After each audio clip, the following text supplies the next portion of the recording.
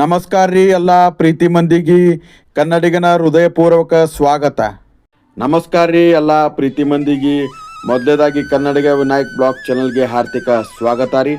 ನಾ ಇವತ್ತು ಎಲ್ಲಿದ್ದೀನಪ್ಪ ಅಂತಂದ್ರೆ ನಮ್ಮ ವಿಜಯಪುರ ನಗರದಲ್ಲಿರುವಂತಹ JM ರಸ್ತೆಯಲ್ಲಿರುವಂತಹ ಗುಜ್ಜರ್ ಗಲ್ಲಿಯಲ್ಲಿದ್ದೀನಿ ರೀ.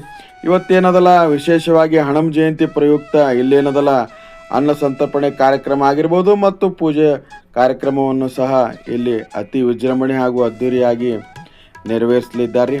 ಮತ್ತು ಅದೇ ರೀತಿ 1997ರಲ್ಲಿ ಒಂದು ಘಟನೆ ನಡೀತು. ಆದ ಕಾರಣ ಯಾಕೆ ಈ ಹನುಮನ್ ದೇವಸ್ಥಾನ ನಿರ್ಮಾಣವಾಯಿತು ಏನು ಅಂತ ಅದ್ರ ಬಗ್ಗೆ ಎಲ್ಲ ಸಂಪೂರ್ಣ ಮಾಹಿತಿಯನ್ನು ತಿಳ್ಕೊಳ್ಳೋಣ ಅಂತಾರೆ. ಅದೇ ರೀತಿ ಇಲ್ಲಿ ಅರ್ಚಕರ ಬಗ್ಗೆ ಮಾತಾಡ್ಸೋಣ, ಅವರು ಏನು ಹೇಳ್ತಾರೆ ಇದರ ಹಿನ್ನೆಲೆ ಬಗ್ಗೆ ಎಲ್ಲ ತಿಳ್ಕೊಳೋಣಂತ್ರಿ. ಮತ್ತು ಅದೇ ರೀತಿ ನಾ ಕನ್ನಡಿಗ ವಿನಾಯಕ್ ಬ್ಲಾಗ್ ಚಾನಲ್ಗೆ ಯಾರ್ಯಾರು ಸಬ್ಸ್ಕ್ರೈಬ್ ಮಾಡಿಲ್ಲ ದಯವಿಟ್ಟು ಸಬ್ಸ್ಕ್ರೈಬ್ ಮಾಡಿರಿ, ಲೈಕ್ ಮಾಡಿರಿ, ಶೇರ್ ಮಾಡಿರಿ, ಕಮೆಂಟ್ ಮಾಡಿರಿ. ನಿಮ್ಮ ಆಶೀರ್ವಾದ ಭಾಳ ಮುಖ್ಯದ ನನಗೆ. ಪೂರ್ತಿ ವಿಡಿಯೋ ನೋಡೋದು ಮರಿಬೇಡ್ರಿ. ಇನ್ಯಾಕ್ ತಡ ನಡೀರಿ.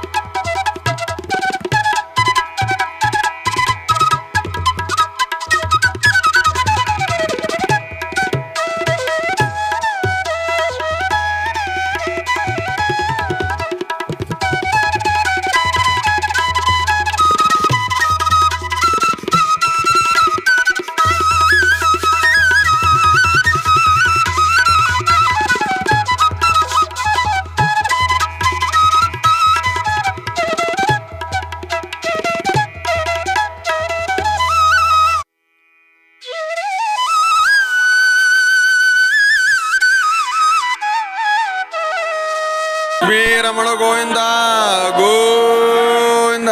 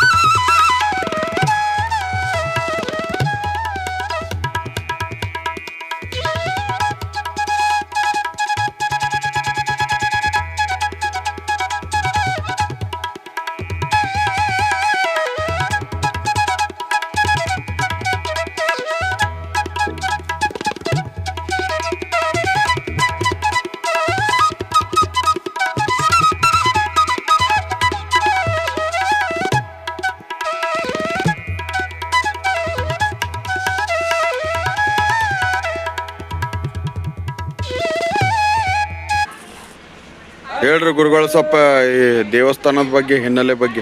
ಎಲ್ಲರಿಗೂ ನಮಸ್ಕಾರ. ಈ ಒಂದು ದೇವಸ್ಥಾನ ಸ್ಥಾಪನೆ ಆಗಲಿಕ್ಕೆ ಮೂಲ ಕಾರಣ 1997ರಲ್ಲಿ ರಂಗಪಂಚಮಿಯ ದಿವಸ ಒಂದು ಮುಸ್ಯ ಬಂದು ವಿದ್ಯುತ್ ತಂತಿ ತಗುಲಿ ಅದು ಸಾವನ್ನಪ್ಪುತ್ತದೆ.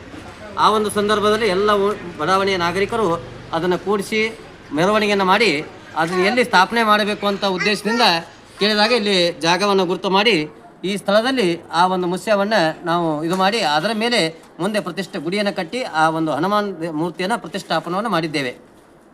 ಇದು ಕನಿಷ್ಠ 28 ವರ್ಷಗಳ ಕಾಲ ಈ ಒಂದು ಹನುಮ ಜಯಂತಿಯನ್ನು ಆಚರಿಸ್ತಾ ಗುಜ್ಜರಿಗಲ್ಲಿ ಎಲ್ಲರಿಗೂ ಮಹಾಪ್ರಸಾದ ವಿತರಣೆಯನ್ನು ಮಾಡ್ತಾ ಬಂದಿದೆ. ಅದೇ ರೀತಿ ಜಾಗೃತವಾಗಿ ಅನೇಕರಿಗೆ ಅನೇಕ ಥರದ ವರಗಳನ್ನು ಕೊಟ್ಟಿದ್ದಾನೆ. ಹೀಗಾಗಿ ಈ ಹನುಮಂತ ದೇವರಾಗಿ ಪ್ರಸಿದ್ಧಿಯನ್ನು ಪಡೆದಿದೆ.